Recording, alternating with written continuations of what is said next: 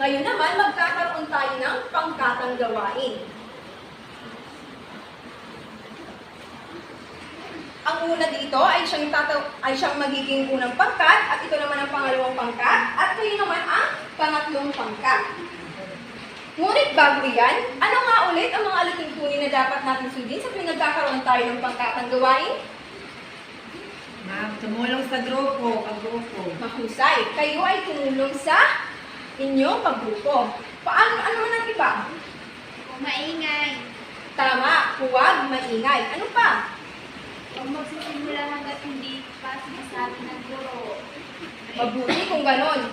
Sana ay magawa ninyo ito habang ginagawa ang inyong gawain.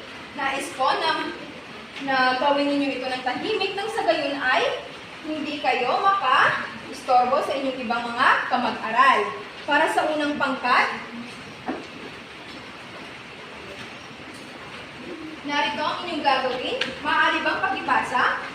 Iguhit sa sabutang papel ang masayang mukha kung tama ang konseptong ipinamahayag tungkol sa pagkamamayan at malungkot ng mukha naman o hindi. Naunawaan ba ang unang pangkat? Opo. At para naman sa pangalawang pangkat, maaari bang pakibasa? Sino sa kanila ang mamamayang Pilipino?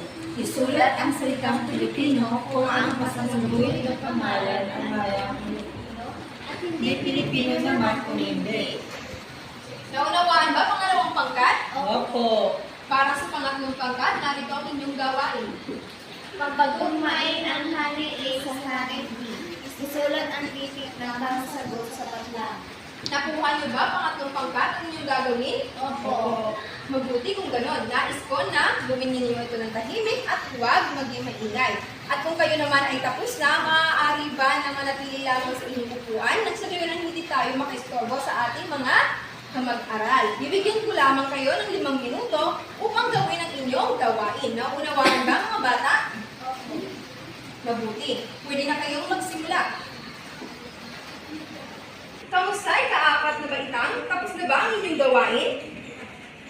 Sige nga, maaari bang ipresentar ninyo ang inyong mga ginawa? Unang pangkat? Sino magpipresentar? Sige nga. Alvin. Basahin mo nga ang panuto. Iguhit sa sabutang papel ang masayang mukha kung tama ang konseptong pinahahayag tungkol sa pagkamamayan at malungkot naman kung ito ay hindi. Ang unang bilang ay sinasabi dito, isa man sa inyong mga magulang ay Pilipino, ikaw ay isang mamayang Pilipino. Masaya po, ma'am, masaya. Tama, ito ay masaya. Sa pangalawa, ano yun? Ang mga dating dayuhan na sumasailalim sa proseso ng naturalisasyon ay may ututuring na mamayang Pilipino. Masaya po. Mahusay. Masayang mukha. Pangatlo, ikaw ay mamayang Pilipino kung mamamayan ka ng Pilipinas bago ang Pebrero 2006. Malungkot na mukha po. Tama. Pang-apat naman ay may dalawang prinsipyo ang pagkamamayan ayon sa kapanganakan nito. Ito ang likas at dilikas. Malungkot na mukha po, ma'am. Sige, sa panglima. Masasabing likas o katutubo ang pagkamamayang Pilipino kung ang isa o parehas sa kanyang mga magulang ay isang Pilipino. Masayang mukha. Mahusay. Bigyan natin ng 5 bagsak ang unang pagkat nagawa nila ito ng tama. 1, 2, 3, 4, 5. 5 bagsak. Para naman sa pangalawang pangkat, sinong sasagot? Sige nga, Carmela. Narito ang panuto. Sino sa kanila ang mamamayang Pilipino? Isulat ang salitang Pilipino kung ang nakasalangguhit na pangalan ay mamamayang Pilipino at hindi Pilipino naman kung hindi. Sa unang bilang, si Julius ay anak ng isang Ifugao at isang Ilocano na ninirahan sila sa Maynila. Si Julius ay isang Pilipino.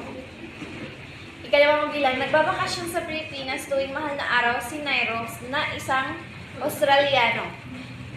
Si Nairo ay hindi Pilipino. Ikatlong bilang, si Ana ay isang Australianang nag-aaral sa Pilipinas dahil sa kagustuhan ng kanyang lolo. Si Ana ay hindi Pilipino. Ikaapat, si Lini ay pinanganak sa Cebu. Ang kanyang ama ay Pilipino at ang kanyang ina ay Hapones. Si Lini ay isang Pilipino. Sa ikalimang bilang naman, si Blight ay ipinanganak sa Davao. Naninirahan sila sa Cavite. Si Blight ay isang Pilipino. Mahusay. Bigyan din natin sila ng 5 bagsak. 1, 2, 3, 4, 5. Para sa pangatlong pangkat, sino ang magpipresinta ng inyong gawain? Sige nga, Alvin.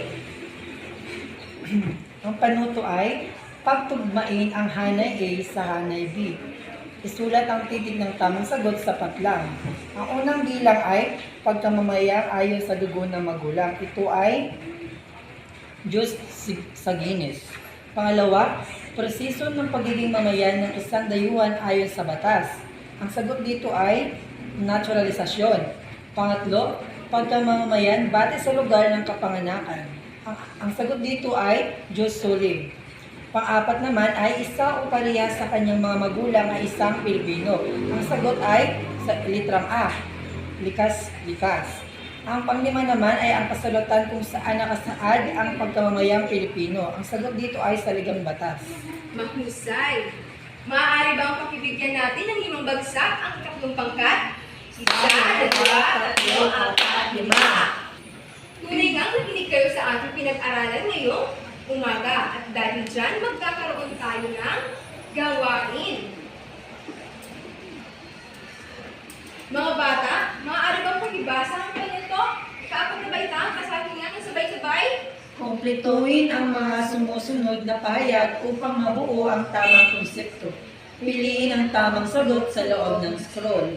Para sa una, ano sa tingin ninyo ang salitang nawawala dito upang mabuo ang pahayag o ang konseptong narito? Sige nga, basahin nga natin ang sabay-sabay, kaapat na baitang. Nakasaad sa blank ng 1,900, palungkot ito na Pilipinas ang mga katangian ng isang mamayang Pilipino.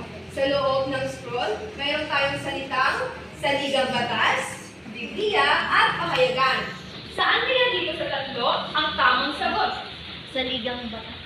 Mahusay, ito ay saligang batas. Para sa pangalawa, pakibasa nga. May dalawang uri ng pagkamamayan. Ito ay ang pakibasa ng ano salitang naman sa loob ng scroll? Likas at naturalisado. Likas at naturalisado. Likas at lubos. Saan dito ang tamang sagot? Likas at naturalisado. Tama, ito ay likas at naturalisado. Para sa pangatlo, sige nga, pakibasa. May dalawang prinsipyo ng pagkamamayan ayon sa kapanganakan. Ang blank at ang blank. Sa tingin ninyo, ano ang tamang sagot rito? Diyos soli at Diyos sanguinis. Mahusay, ito ay Diyos soli at Diyos sanguinis. Maaari ba nating basahin ito ng kumpleto? May dalawang prinsipyo ng pagkamamayan ayon sa kapanganakan. Ang Diyos soli at Diyos sanguinis. Para sa pang-apat, basahin nga ng sabay-sabay. Ang mga dayuhan ay maaaring maging mamayang Pilipino sa pamamagitan ng prosesong Lang. Sige nga, pakibasa ang nasa loob ng scroll. naturalisado, bendisyon, at desisyon. Saan dito ang tamang sagot, mga bata? Naturalisado. Mahusay. Ito ay naturalisado. Maaari ba natin basahin ito ng kompleto? Ang mga dayuhan ay maaaring maging mamayang Pilipino sa pamamagitan ng prosesong naturalisado. Mahusay. Para sa panghuli, maaari bang pakibasa ng sabay-sabay? Ang blank ay maaaring mawala at makamit muli. Ano kaya ang tamang salita rito upang mabuo ang konseptong narito? Sige nga, mga bata, ano ang inyong sagot? Pagkamamayan. Tama, ito ay pagka-mamamayan. Maaari bang basahin natin ang konsepto ng kompleto? Ang Kamamayan ay maaaring mawala at makamit muli. Napakahusay.